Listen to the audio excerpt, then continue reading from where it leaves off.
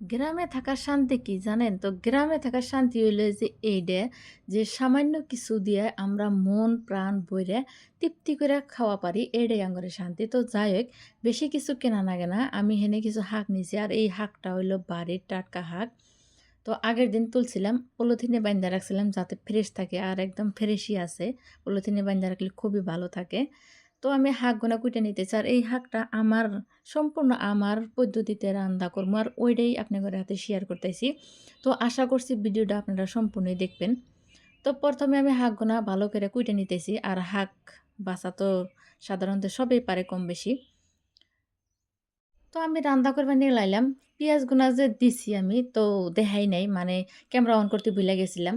তো সোমবারটা হয়ে গেছে গা। পিঁয়াজগুনা লাল, লাল করে ভাইজা নেওয়ার পর শাক দিলাম। তারপর দিয়ে দিলাম স্বাদ মতো নুন। এখন দিয়ে দিলাম প্রয়োজন মতো হলদির গুঁড়া।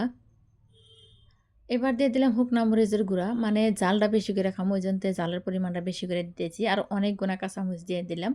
যাতে খুবই জাল, জাল লাগে। গরম, গরম ভাতের হাতে খাতি যাতে ভালো লাগে। তো কিছুক্ষণ নাড়াচাড়া করার পর এরম অবস্থা হয়ে গেছে গা। এই যে দেখতেছেন। তো আমি অল্প নাড়াচাড়া করে নিমু। যাতে অল্পক্ষণ নাড়াচাড়া করার পর এবার দিয়ে দিলাম ইসা মাছ। ইসা মাছগুলো আগের থেকে জাল দিয়ে রাখছিলাম। তো ওই ইসা মাছগুলো দিয়ে দিলাম। আর এই শাক দিয়ে ইসা মাছ দিয়ে খাতি আমার কাছে খুবই স্বাদ লাগে, খুবই ভালো লাগে। আর বেশিরভাগ সময় আমি এরম করে রাইন্দা খাই। তো এই কষায় নিতেছি আর শাকটা ভালো করে কষায় নিলে ভালোই লাগে। তো শাক যত কষানো যায় ততই ভালো লাগে। আর বেশিক্ষণ কষানোর পর এই যে সামান্য পানি দিয়ে দিলাম। আমি শাকের খামু ঝোল। তো ঝোল রাখমু ওইজন্য পানির পরিমাণটা বেশি করে দিয়ে দিলাম। ঝোল দেওয়ার পরে দিয়ে দিলাম জিরার গুঁড়া, ধইনার গুঁড়া। আগে দিলে কোনো অসুবিধা নাই। কিন্তু আমি আগে দিই না, পরে দিলাম। আর দিয়ে দিলাম ছেঁচা রসুন।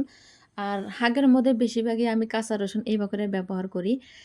রসুনের যে একটা বাসনা আছে খাতি আমার কাছে খুবই ভালো লাগে। তার জন্য আমি এরকম করে দেই। তো যাই হোক অনেকক্ষণ হওয়ার পর এই যে ঢাকনাটা খুইলা দেখাইতেছি। মানে আমার শাকের তরকারিটা হয়ে গেছে গা। আমি যেহেতু ঝোল খামু ওইজন্য তো ঝোল, ঝোল করে রাখলাম। সম্পূর্ণ হয়ে গেছে গা। তো আপনারা হাঁকের তরকারি কিরম করে রাইন্দা খান? কমেন্ট করে অবশ্যই জানাইন। আর জাইতনার হাঁক এবার করে ইসা মাছ দিয়ে রাইন্দা খাইলে কিন্তু আসলেই খুবই স্বাদ লাগে। তো রান্নার পর দেখাইতেছি এই যে বেশিরভাগই আমি নিছি হাঁকের যে ডাগাটা আছে ওই ডোগাটা নিছি। আর এটা চুইসা, চুইসা খাতি আমার কাছে খুবই ভালো লাগে সজনার মতন। তো আমি এরম করেই নিয়ে নিছি বড়, বড় সাইজের যাতে আমি ২ সাইড খুবই ভালো করে খাওয়া পারি। আর এখন নিয়ে নিছি আমি ভাত যার জন্য এত কষ্ট করলাম, রান্না করলাম। তো ভাত নিয়ে নিছি ১ থালি। নেওয়ার পরে এই যে হাগের তরকারি নিয়ে নিলাম। দেখতে খুবই সুন্দর দেখা যাইতেছে। আশা রাখছি এটা খাতে খুবই ভালো লাগবো।